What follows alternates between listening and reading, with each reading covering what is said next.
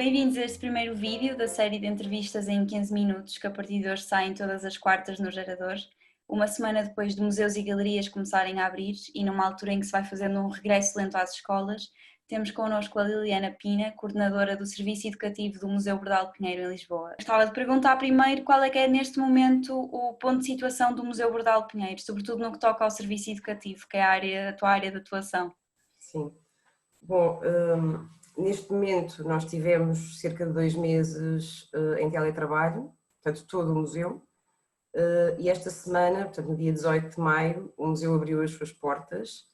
No que toca ao serviço educativo, bem, no fundo era uma engrenagem que estava a funcionar a um ritmo que é aquilo que é habitual nos museus, portanto em que recebíamos público de forma constante, mediante os pedidos, e com a Covid e a situação de pandemia, essa engrenagem parou de forma quase inesperada, não é? E então, portanto, neste momento nós estamos a tentar retomar aquilo que é a nossa atividade. Aliás, nestes últimos 2 meses houve tempo para repensar aquilo que seria a nossa atividade. No entanto, estamos articulados com as orientações da DGS e da própria tutela, que é a GEAC. Estamos a tentar reorganizar-nos no sentido de continuarmos a receber público, de contactarmos com o nosso público, seja num plano presencial ou num plano mais digital, como tem sido agora habitual. Uhum. Eu sei que quando este vídeo sair tu já regressaste ao teu local de trabalho, ao espaço físico do Museu Bordal de Pinheiro, e gostava de te perguntar se o período de isolamento serviu também para repensar práticas já existentes e a sua eficácia, ou foi simplesmente uma altura de pensar em respostas ao momento atual, do agora, que é também uma altura de grande indefinição, não é? Claro,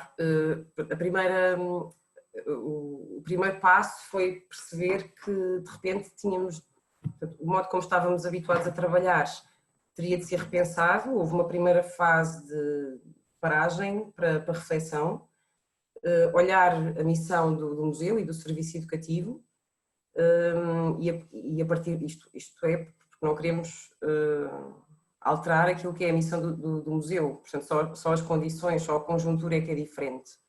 E de que forma é que poderíamos dar continuidade àquilo que sempre foi o nosso trabalho, no entanto num contexto e com recursos obviamente diferentes. Nesse sentido, foi necessário, uma das primeiras conclusões a que chegámos era que teríamos de programar num contexto completamente inesperado, portanto programar na incerteza. Até que ponto é que conseguíamos fazer isso? É extremamente difícil, claro. Houve vários museus, aliás, que facilmente, até porque provavelmente já tinham esses recursos preparados, que adotaram um conjunto de recursos digitais e que disponibilizaram imediatamente ao público.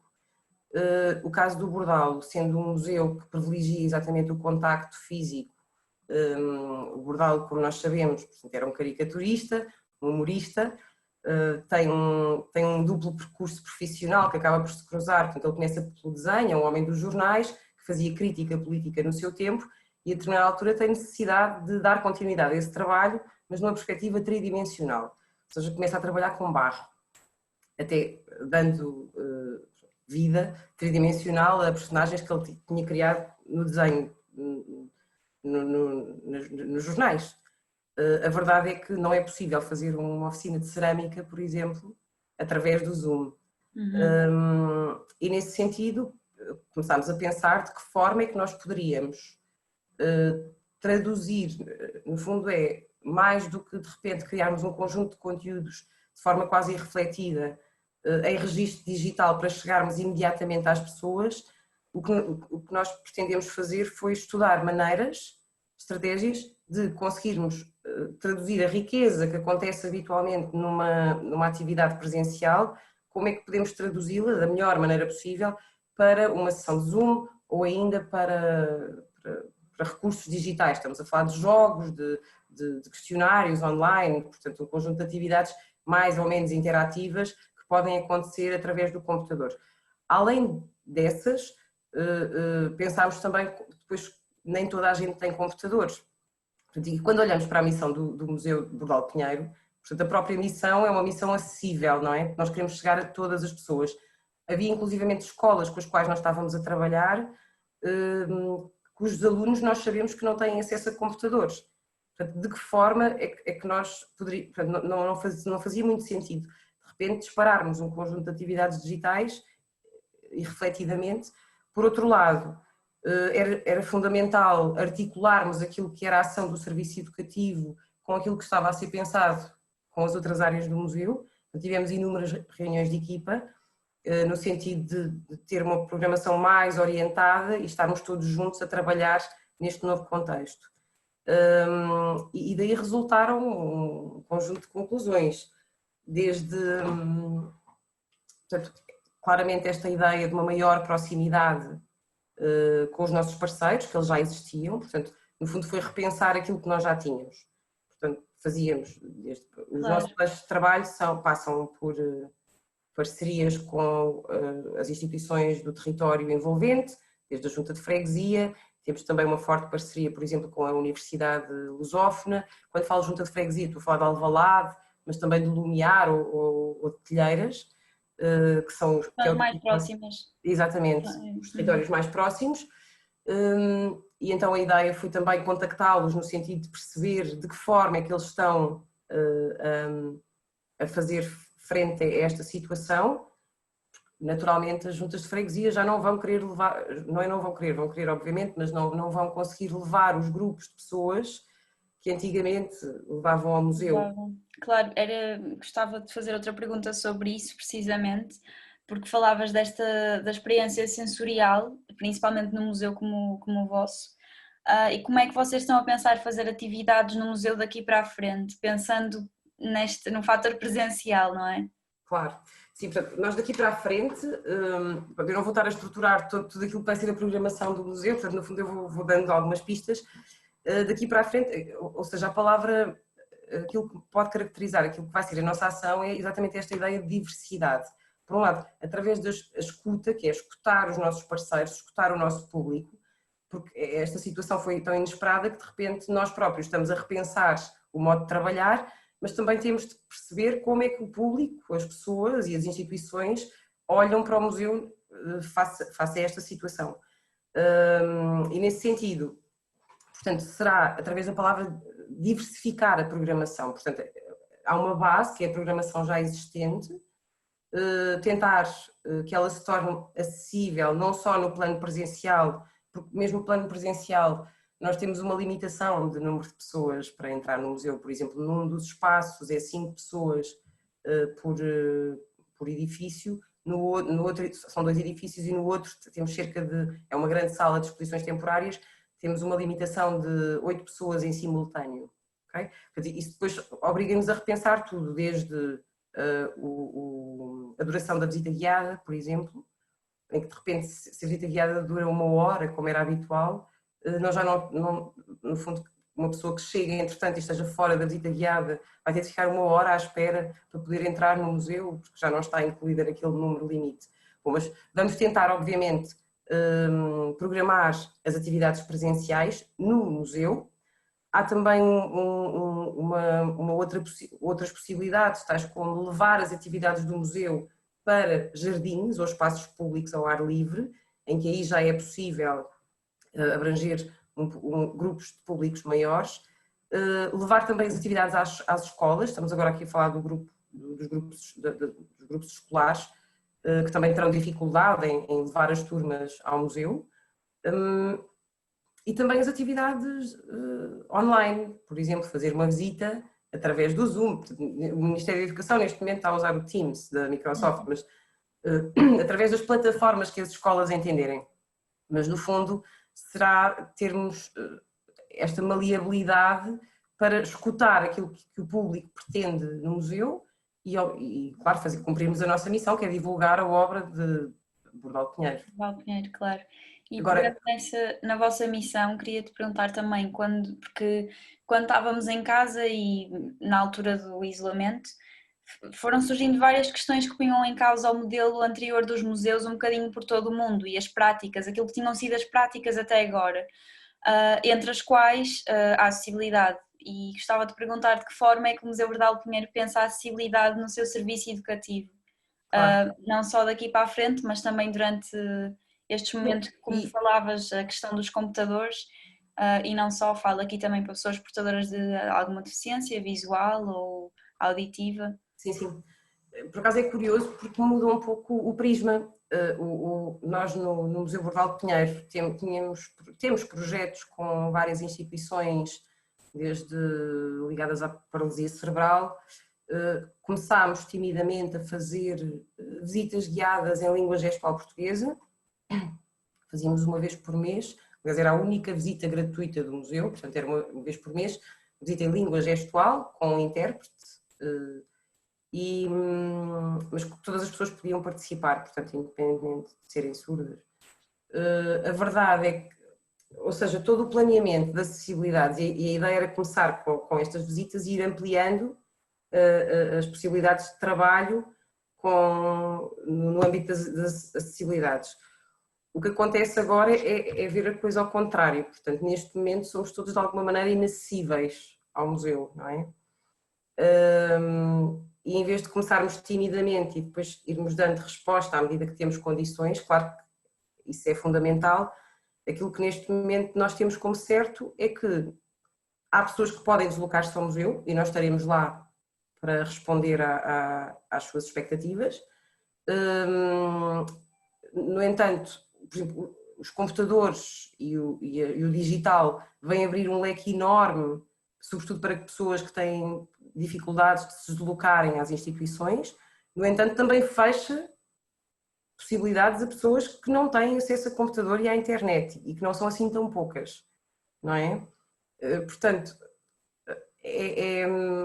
no fundo, pensar esta ideia de que, no fundo, de alguma maneira, estamos todos inacessíveis. Antes não, nós dávamos como certo que havia as pessoas com necessidades especiais ou com alguma limitação que se calhar punhamos no bolo da programação para a acessibilidade, e depois havia as pessoas que se deslocavam facilmente, que estariam numa programação geral. E eu nunca gostei muito desta dicotomia entre a programação habitual e depois o destaque para a programação acessível. Eu percebo que ela tenha de ser feita para chegar aos públicos, não é? Portanto, ela tem que ter um canal de divulgação muito específico, muito próprio para se chegar aos públicos. O que eu acho que é curioso nesta fase é que, de repente, não, nós vamos ter, todos os canais vão ser especiais para chegar aos públicos.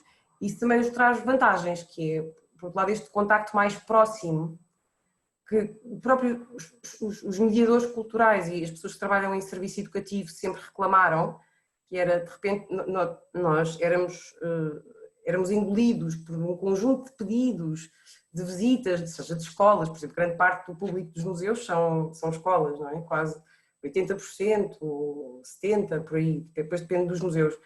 E a verdade é que nós dizíamos, para darmos resposta, porque claro que nós queríamos receber os públicos nos nossos espaços, e para darmos resposta a isso mesmo, de repente éramos engolidos neste ritmo de trabalho quase alucinante e não tínhamos tempo para pensar, para repensar. Portanto, o que eu acho que com a nova conjuntura o que vai acontecer é que tudo vai ser especial, mesmo a ida de uma escola ao museu, ou se calhar o museu irá à escola apresentar atividades, porque as escolas terão outros espaços e permitirão esse distanciamento de 1,5 m, 2 metros entre pessoas. Nesse aspecto eu acho que o trabalho poderá ser mais rico e essa proximidade também pode traduzir muito mais qualidade. Claro. Outra coisa que nós estamos a pensar fazer, e uma vez que já não há este frenesim de marcações e de grupos a entrar no museu como havia anteriormente, é apostar também muito na formação não só de professores, que era algo que já fazíamos, mas estender um pouco o leque. Por exemplo, dar formação gratuita a mediadores culturais que queiram trabalhar, por exemplo, tópicos do bordalo, quando vão, por exemplo, a uma escola dinamizar uma atividade numa biblioteca. Ou seja, no caso do Museu Bordal de Pinheiro, nós somos 2 pessoas. A nossa equipa no serviço educativo são 2 pessoas fixas e depois colaboramos com um conjunto de artistas com os quais nós queremos continuar a colaborar, obviamente em diferentes moldes, com grupos de pessoas, com grupos de participantes mais pequenos. Alguns é possível ser por Zoom, tipo a cerâmica não é, Portanto, as atividades de cerâmica vão acontecer no museu presencialmente. Por exemplo, se tivermos uma família a querer fazer cerâmica, será ótimo, porque aí logo o número de participantes já aumenta. Claro, mas achas que também passam por aí os desafios do museu e passando aqui do caso particular do Bordal Pinheiro para o geral, do museu pós-Covid, passa um bocadinho por estas coisas que tu estavas a falar, repensar. Essa maior proximidade sim, e não, não são só os museus, eu acho que vai tudo passar um pouco por aí, porque essa oferta quase massificada, não é? Que nós próprios, nós os profissionais da cultura criticamos, do produto fechado, que de repente é vendido, entre aspas, ou repetido, quase numa lógica mercantil, acaba por ser um pouco posto em causa porque não vai funcionar, e ainda bem, portanto, não estou a dizer que os museus trabalhavam dessa maneira, havia uma pressão enorme do público que quase obrigava os museus a trabalhar de forma quase irrefletida ou pensar já em produtos para que as coisas se tornassem mais ágeis. Neste momento não vai ser assim, vai ser, eu acredito que será, e é nesse sentido que já estamos a trabalhar, porque já estabelecemos parcerias, por exemplo, com a Junta de Freguesia, no sentido de trabalhar atividades específicas para os jovens e os séniores da Junta de Freguesia, portanto isso acontecerá em julho e agosto, portanto isso já está a ser trabalhado.